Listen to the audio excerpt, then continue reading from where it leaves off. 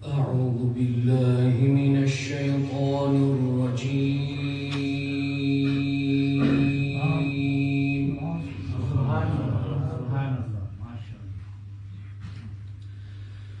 بسم الله الرحمن الرحيم. طه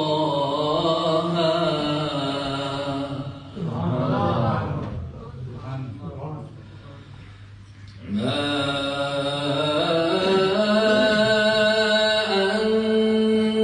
أنزلنا عليك القرآن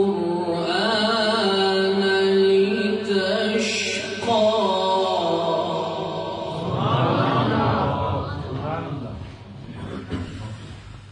ما أنزلنا عليك القرآن لتشقى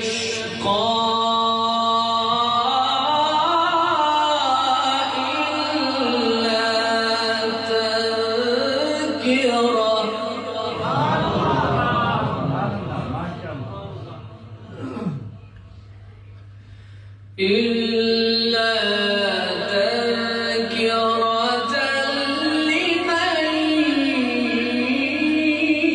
يخشى.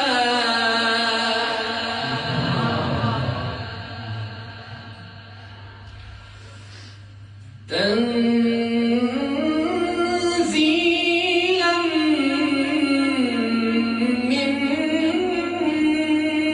ممن خلق الأرض والسماوات العلى.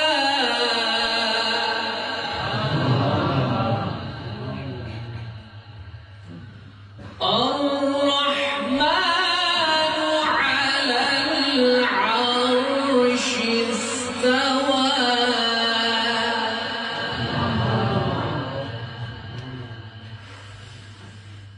له ما في السماوات وما في الأرض وما بينهما وما تحت الثرى.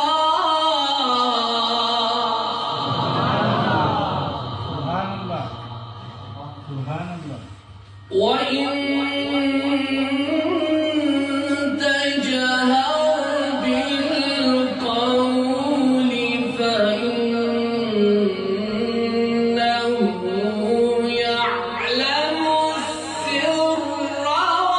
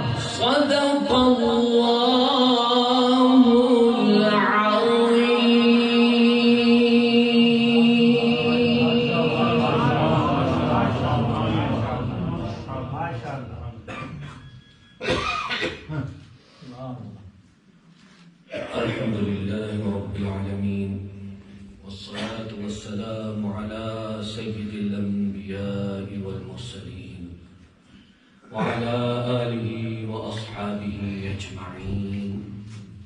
إن الله وملائكته يصلون على النبي يا أيها الذين آمنوا صلوا عليه وسلموا تسليما.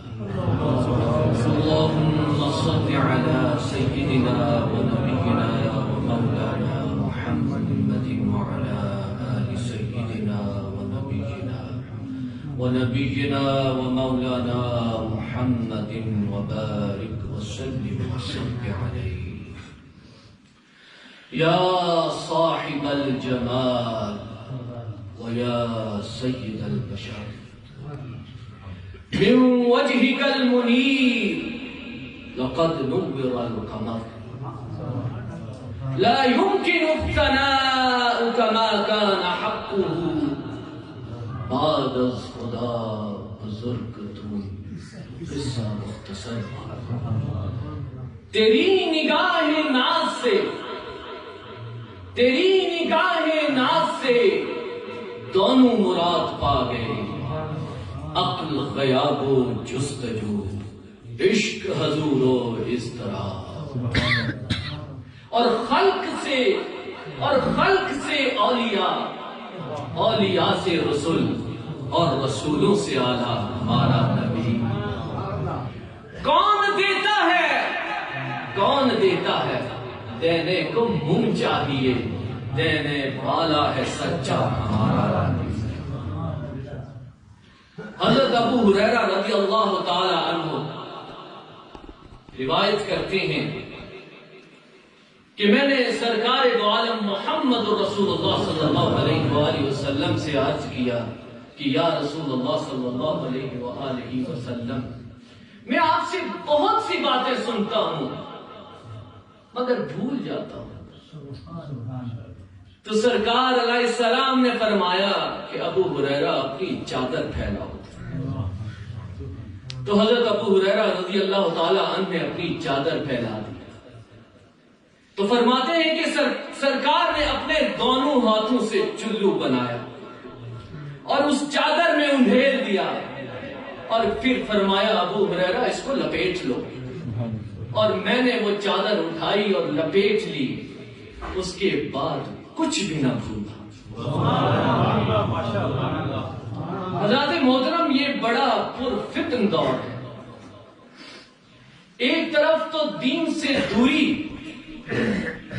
اور دوسری جانب ہر دوسرے صالح عمل کو بدعت کا نام دے دیا جاتا ہے. حضرت ابن عباس رضی اللہ تعالی عنہ روایت کرتے ہیں کہ حضور نبی رحمت محمد رسول اللہ صلی اللہ علیہ وآلہ وسلم ایک باغ سے تشریف لے کے جا رہے تھے کہ آپ کے کانوں میں دو اشخاص کی آواز پڑی.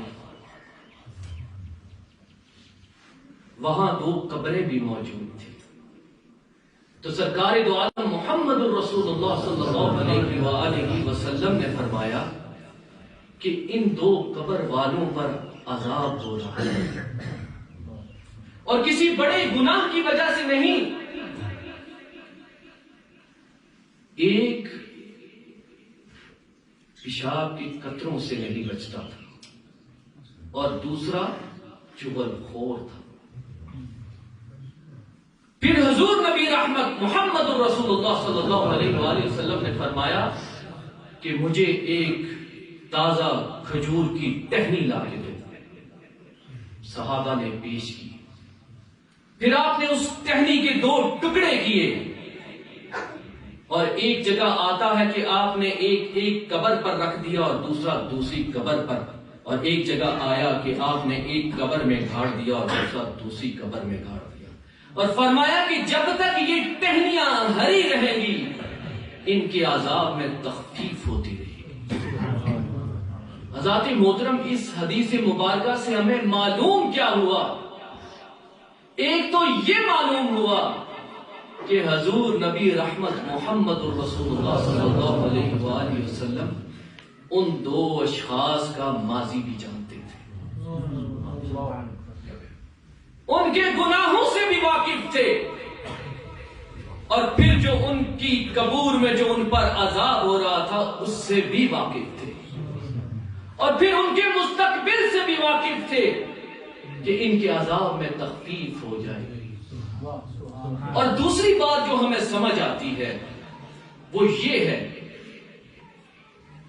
کہ ایک ٹہنی، کیونکہ وہ ہری تھی اور کائنات کی ہر شے رب تعالیٰ کا ذکر کرتی ہے، اور اس کے پتے جب تک ہرے رہیں گے ان میں جان باقی رہے گی، وہ رب تعالیٰ کا ذکر کریں گے۔ اگر وہ کسی قبر سے مس ہو جائیں تو اس قبر والے کی عذاب میں تخفیف ہو سکتی ہے، لیکن کیوں نہیں کہ اشرف المخلوقات وہ اگر کسی پر کچھ پڑھے تو اس کو وصول کیوں نہیں ہو سکتا۔ حضرات محترم، آج ہم جن صوفیاء کے عرس میں شریک ہیں رب تعالیٰ کے حکم سے، اللہ تعالیٰ ان کے مزارات پر رحمتیں اور برکتیں نازل فرمائے۔ حضرات بغداد شریف اور حضرات سلٹھا شریف دونوں کے مزارات پر اللہ کریم نور کی برسات فرمائے۔ یہ صوفی ہے کیا؟ کون ہوتا ہے یہ صوفی؟ صوفی وہ ہوتا ہے جو اپنے نفس کو فانی کر کے، کون ہوتا ہے جو اپنے نفس کو فانی کر کے حق میں زندہ اور باقی رہے، جو اپنے نفس کو فانی کر کے حق میں زندہ اور باقی رہے اور مادیت سے گزرتے ہوئے حقیقت تک رسائی حاصل کرے۔ اور فقیری کیا ہے؟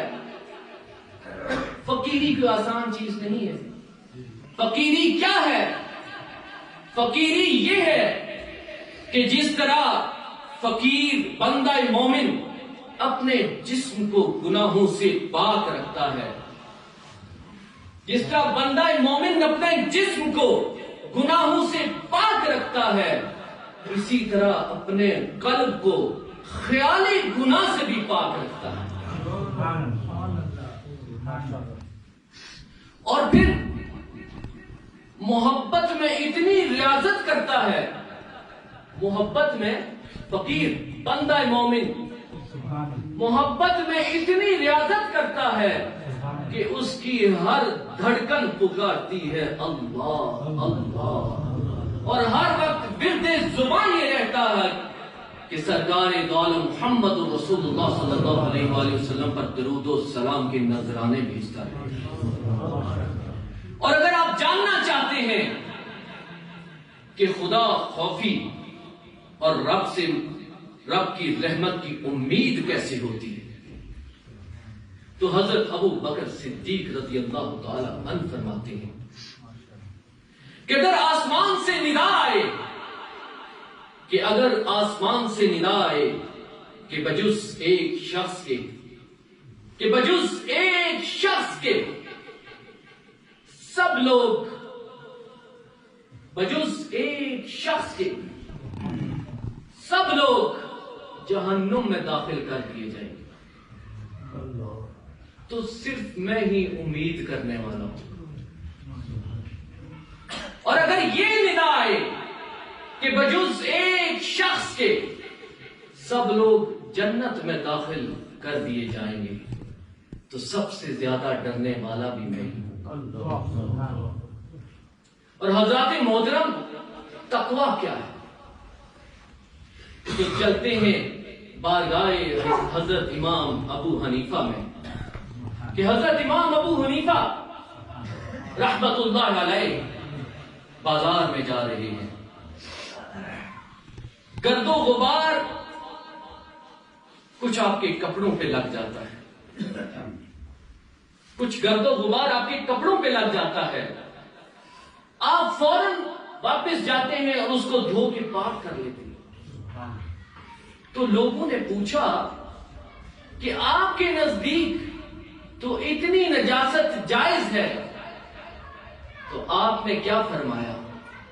آپ نے فرمایا وہ میرا فتویٰ ہے اور یہ میرا تقویٰ ہے۔ حضرات محترم، ہماری جو زندگی ہے بڑی قلیل ہے۔ ہم جو عبادات کرتے ہیں، اعمال کرتے ہیں، ان کا تعلق ہمارے سانس کے ساتھ ہے۔ جو ہی سانس بند ہوئی، اعمال کا سلسلہ منقطع ہو گیا۔ اور پھر آپ نے اس قلیل زندگی میں جتنے بھی اعمال کیے ہیں وہ آپ کو اس درجے میں رکھیں گے۔ ایک آپ کا درجہ متعین ہو جائے گا۔ اور اگر آپ چاہتے ہیں کہ اعمال کے منقطع ہونے کے باوجود قبر میں اور پھر جنت میں آپ کے درجات بلند ہوتے رہیں، تو پھر کچھ ایسے اعمال کرنے ہوں گے کہ آپ کے اپنے جو عمل کا وقت تھا وہ تو ختم ہو گیا، لیکن آپ ایسے عمل کر کے گئے کہ آپ کے جانے کے بعد وہ آپ کے درجات میں بلندی کا سبب بنتے رہیں۔ جیسے اگر کسی نے کسی کو علم عطا کیا، اگر وہ علم کی شمع دوسری شمع سے روشن ہوتی رہی تو جب تک وہ علم کی شمع جلتی رہے گی اس صاحب کے درجات بلند ہوتے ہیں۔ اسی طرح اگر کسی نے کسی کے لیے رستہ بنا دیا، کسی نے کسی کے لیے پانی کا انتظام کر دیا، کسی نے کوئی درخت لگا دیا، تو جب تک لوگ اس رستے سے مستفید ہوتے رہیں گے اس صاحب کے درجات قبر میں بلند ہوتے رہیں گے۔ جب تک لوگ وہ پانی پیتے رہیں گے اس بندے کے درجات بلند ہوتے رہیں گے۔ جب تک لوگ اس درخت لگائے ہوئے درخت کا پھل کھاتے رہیں گے یا اس کے سائے سے مستفید ہوتے رہیں گے اس کے درجات بلند ہوتے رہیں گے۔ اور جانیے کہ جو اللہ تعالیٰ کی محبوب ہستیاں ہوتی ہیں، اگر وہ ایسی جماعت ترتیب دے دیں کہ جو جماعت صراط مستقیم پر چلتی رہے تو جب تک وہ جماعت قائم رہے گی ان ہستیوں کے درجات بلند ہوتے رہے۔ اللہ تعالیٰ حق سننے، سنانے اور اس پر عمل کرنے کی توفیق عطا فرمائے۔ وآخر دعوانا ان الحمد للہ رب العالمین۔